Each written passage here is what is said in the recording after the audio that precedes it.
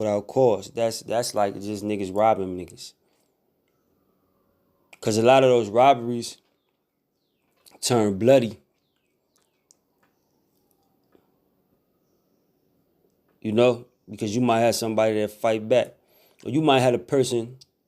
Cause I ain't gonna say I was there, but I've heard of this situation where the person actually shoots someone because they scared. You know, they really didn't pull that gun to harm nobody. They got put in a position where the person they pulled it on didn't care. It wasn't scary. And they had to use it. Now they in jail. Or because they went on some mission, some lit, you know, with one of their fellows, you know. You know, this happens every day, man. If they say come with us, let's lay wait for blood. Or that can also mean they trying to get revenge on somebody. I know where them niggas be at. I'm pretty sure, you know, Jake heard that before. Yeah, I know where they be at. Da-da-da-da.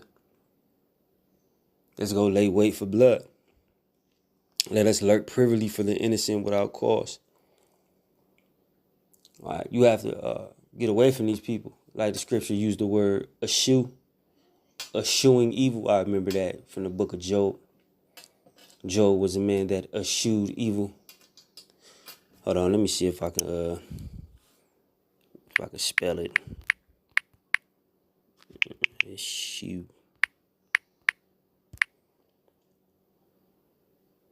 Yeah, eschewed. All right, so now that's Job 1:1. You know, the blue letter. This ain't the blue letter.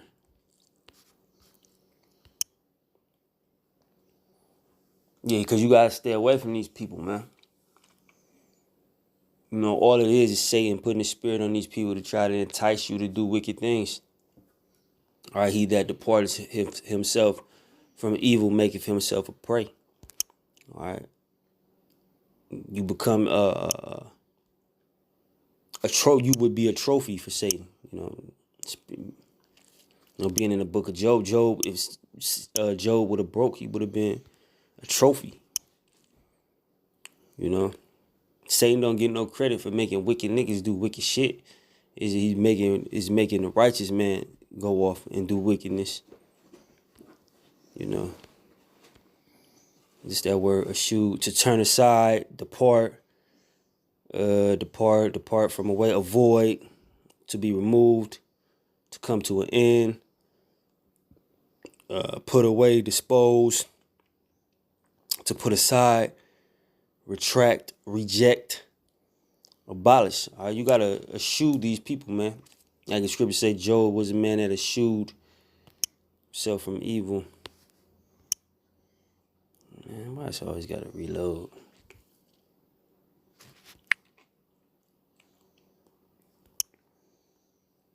Job 1:1, there was a man in the land of Uz whose name was Job, and that man was perfect and upright, and one that feared the Most High, Yahweh Shem Yahushai, and eschewed evil.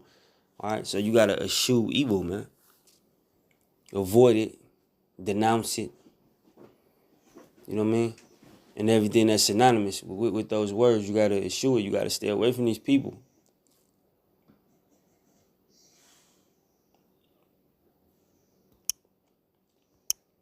You know, there's ridicule that come with it, but you know, ridicule and being talked about, you know, by people that's destined to be destroyed, it's really, you know, what it really matter.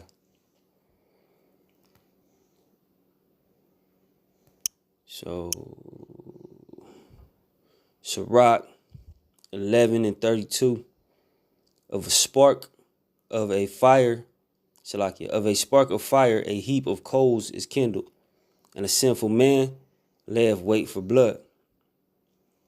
Take heed of a mischievous man, for he worketh wickedness, lest he bring upon thee a perpetual blot. All right, because his influence is going to influence you. If you hanging around this dude, that's how a lot of these young dudes get caught up. They hang around somebody that's older that they may admire, may, look up to in a way. But that nigga's, all wickedness, man. You know, all his moves is that of wickedness.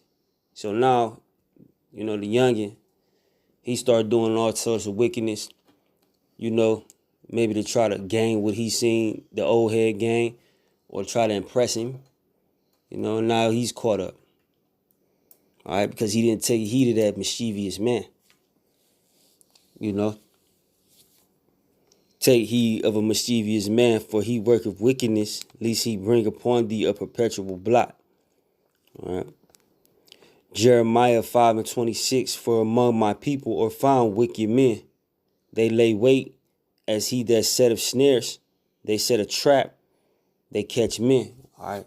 So these people is among us, amongst the nation of Israel. Whether it be your cousin, you know, niggas you know or you used to know. You know, once they start talking that wickedness and, you know, plotting and planning, you know, to do wicked things, you gotta, you know, be that man, going back to that Job 1:1. You gotta eschew evil. Stay away from these folks. They don't mean you no good.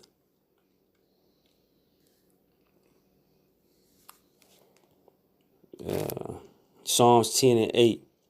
He sitteth in the lurking places of villages. In the secret places doth he murder the innocent. His eyes are privily set against the poor. Right now, when you're talking about the Israelites, of course, the poor has been turned against the poor. Because these niggas in the street, they don't do nothing to nobody outside of other niggas in their neighborhood or a neighboring poor neighborhood, you know. But this is Esau as well. He sitteth in the lurking places, you know, in the secret places doth he murder the innocent. His eyes are privily set against the poor. All right, just like Sonya, I forget her last name. Some lady that just got murdered. You know, that's just a wicked, you know, act by Esau. Now we know the Most High killeth and he maketh alive. You know, but the Most High will also use death as an example, something to get the attention of his people. That's why within the law it says, you know, you do such and such for such and such act, you put him to death, you stone him. The apostle Tahar was talking about how you burn a whore, a whore's daughter.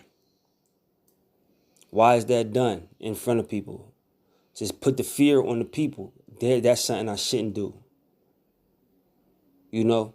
So a lot of these murders and these Israelites getting put to death, where, you know, everybody cry, oh, it's so sad. That's the Most High setting an example, because you see, what name did she drop before she got murdered? The wrong one. Well, y'all gonna see ain't no power in that name.